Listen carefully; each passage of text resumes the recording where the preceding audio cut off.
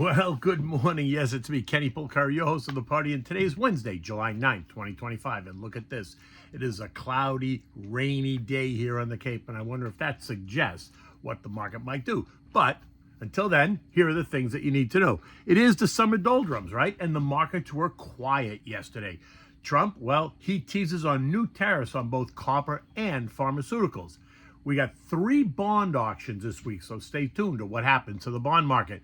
Oil is up, gold is down. And what do we have in dinner tonight? We're going to have the Italian-style pork chops. They are just delicious. Okay, so it's the doldrums of the summer. Stocks didn't do much yesterday at all, even as Trump delayed the imposition of tariffs from July 9th to August 1st, after he toyed with the idea of imposing 50% tariffs on copper and 200% tariffs on pharmaceuticals.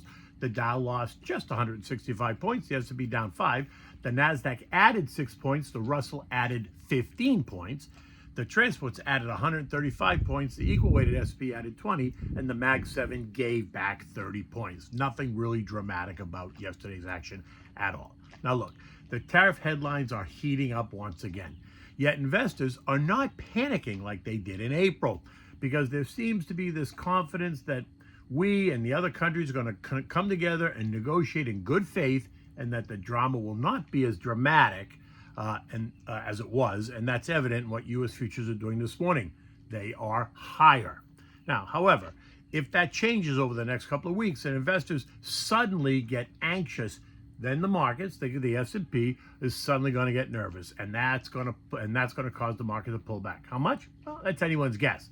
Mostly because the algos operate on mathematical models that have zero sense of loss, right? They're not emotional, right? Which is both good and bad. It's just numbers in a model.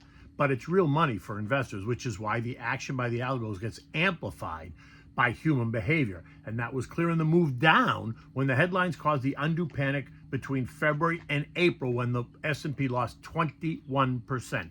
And then the move up after the headline drama subsided and the algos and investors tripped over each other trying to get back in from the April lows till now, when we took it back up, and then some, rising more than 30%. So let me give you some perspective. A 3% move lower in the S&P would take us to 6,050. A 5% move would take us to 5,900, and a 10% move would take us all the way back to 5,600.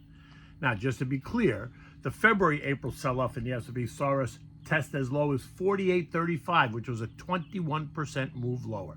Today, that same 21% move would take us to 49.15. The view amongst some analysts on the street is that while the tariffs remain elevated compared to historical levels, they're not going to be at levels that today's headlines suggest, nor will they trigger a recession. That seems to be a fair case. Now, of course, there are others on the other side that dispute this argument and are calling for a disaster just around every corner. They did the same in April, and so I'd ask, how'd that turn out? In the end, it's about having a plan, right? Making sure that it's well balanced and making sure that you understand your portfolio risk. If your risk is more than you are willing to take or that you're comfortable with, you need to change your portfolio. That's all. It's not any more complicated than that. Now, bonds continue to be weak. The TLT and the TLH both down about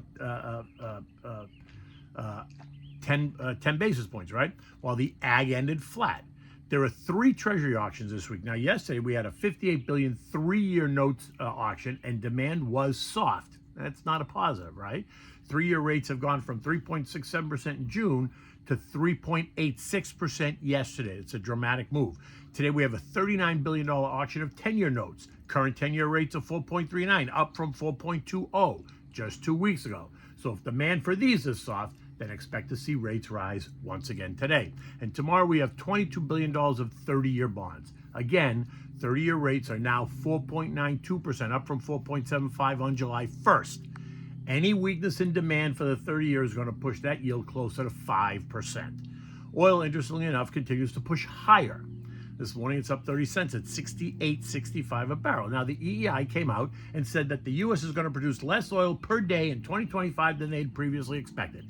That, along with record demand last weekend over the holiday and ongoing attacks of bulk carriers in the Gulf off the coast of Yemen, seem to be causing this move higher in oil. Meanwhile, OPEC Plus is set to approve another big production increase for September. This on top of the increase they approved last Saturday for August, right? Gold jumped $32 yesterday. Gold lost $32 yesterday and is down another $20 this morning. Now it's trading at $3,297 an ounce, right? We're well below the trend line support at $33.42, suggesting that a test of the June low down at $32.50 should not be a surprise to anybody. Now, if it fails to hold that level, then a test of the trend line support down at $32.20 would be next, right? A change in tone from complacency to panic would see gold surge. Barring that, I think oil tests a little bit lower, and I've been saying that. Eco data today includes mortgage apps this morning, then wholesale trade and wholesale inventories, and then at 2 p.m., we're going to get the latest FOMC minutes, where I don't expect to hear anything new, right? There's going to be nothing that's going to cause me to change my mind about where rates are going. This morning, U.S. futures are higher. Dow futures up 138, S&P's up 13, Nasdaq up 42, while the Russell's up 3. European markets are also higher. Defense and banking stocks are kissing new highs over in Europe. Italy is in the lead, up 1.45%. France is up 1.3%. Euro stocks up 1.1%. Germany up 1.1%. Spain up 1%, while the UK is a laggard, up only 0.25%. The S&P closed at 62.25 last night, down 6 points. This morning, futures appear to be discounting all of that tariff talk and all of the uncertainty around trade, around geopolitics, and around earnings. The RSI, the Relative Strength Index, remains just below the overbought line on the S&P, but still suggests maybe some weakness ahead. A move higher is only going to cement that overbought narrative, right? The market does feel a little bit tired to me, but I would not be surprised if we saw the S&P trade down to the 6150 range over the next couple of weeks, maybe, right? No need to chase stocks here. If you're a buyer, you want to be a buyer on pullbacks. Remember, patience is a virtue. Call me for a free, no-obligation portfolio analysis. Happy to do it. 561-931-0190. Okay, what are we having dinner tonight?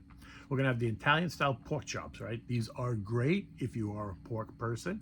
They fall right off the bone. They are juicy, and they are delicious. So for this, you need 6 thick-cut pork chops, right? Bone in. You want all-purpose flour because you need to dredge the cutlets. You need the pork chops. You need 4 eggs beaten, right? You're going to use it as an egg wash. You need Italian-style seasoned breadcrumbs, homemade if possible, with grated cheese, Parmigiano Romano, parsley, garlic pepper, onion powder, salt, and pepper. You need butter, you need olive oil, you need a half a cup of dry white wine, nothing fruity. You need a cup of chicken stock, just enough to make the sauce for the chops. You want to preheat your oven at 325 degrees.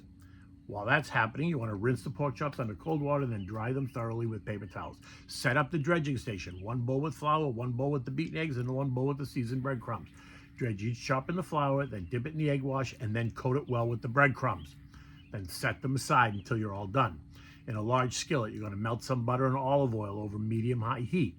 Once it's nice and hot, you're going to sear each pork chop for 3 to 4 minutes on each side, just until you get it crusty and nice and golden. Then you're going to transfer each one of those chops to a large baking dish, right, in a single layer. You're not stacking them. You're just laying them out in a single layer. Now, go back to that skillet. Deglaze the pan with white wine, scraping up any of the brown bits from the chops. Add the chicken stock and let it simmer for 2 or 3 minutes to combine, right? Pour this sauce now into the baking dish with the chops.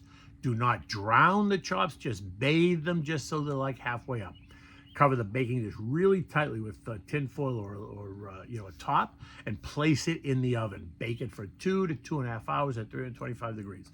The chop's going to come out fork tender, juicy, and rich with flavor. The longer they go, right, the longer they're in the oven covered, then the softer and the better that they will get. Doesn't mean you leave them in there for 6 hours. I'm just telling you, 2.5, 3.5 hours is fine.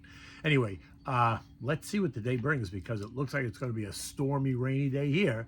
The markets, though, are telling us something different. Until tomorrow, take good care.